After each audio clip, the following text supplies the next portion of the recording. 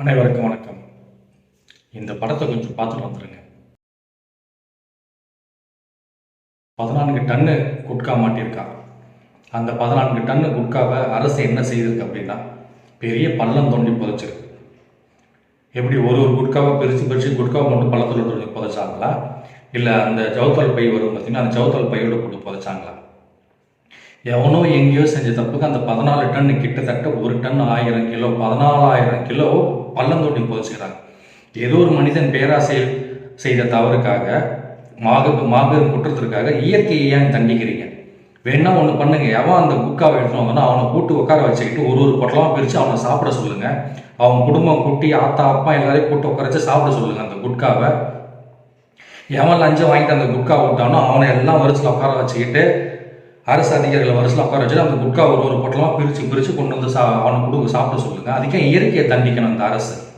14,000 kilo நீங்கள் கொண்டு போய் கொட்டுறீங்களே, அது எப்போ மக்கறது? எதிர்கால தலைமுறையை பாதிக்காதா? இல்லை பிரித்து ஒன்றா பிரித்து உங்களுக்கு கொட்டதான் வேலையை இப்படி போட்டு புதைச்சிட்டீங்க. அந்த புதைச்சதுக்கான தீர்வு என்ன? நாளைக்கு குட்கா உள்ளே வராமல் இருக்குமா? கடத்தாமல் இருப்பானா? அவன் கடத்தின்னு வரானே, உங்களுக்கு அரசு அதிகாரிகளுக்கு தெரியாமல் எல்லை தாண்டி கடத்தின்னு வரானா?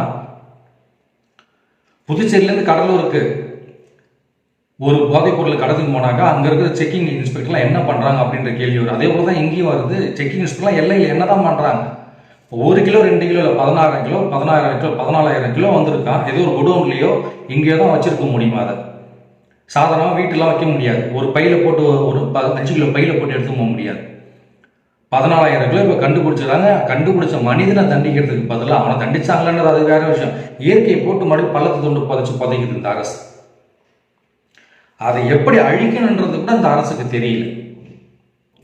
எவெல்லாம் மாட்டினானோ அவனை கூப்பிட்டு உட்கார வச்சு வாயில திணிச்சு விடுங்க. அவன் வாயில இல்லை எந்த அரசு அதிகாரி இம்மானால லஞ்சம் வாங்கினானோ, எந்த காவல்துறை லஞ்சம் வாங்கச்சோ அவனுங்க எல்லாரையும் வரிசையில் உட்கார வச்சு அவன் வாயில அந்த குட்காவை திணிச்சு விடுங்க. அரசு அதிகாரிகள் காவல்துறைக்கு தெரியாம தான் இந்த குட்காலாம் உள்ள வருதா?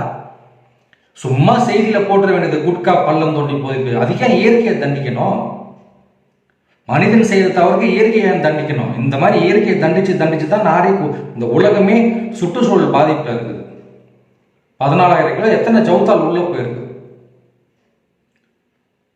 இதுதான் இந்த அரசோட நிலைமை என்பதை குறிப்பிடுவதற்காக தான் இந்த பதிவு. நன்றி.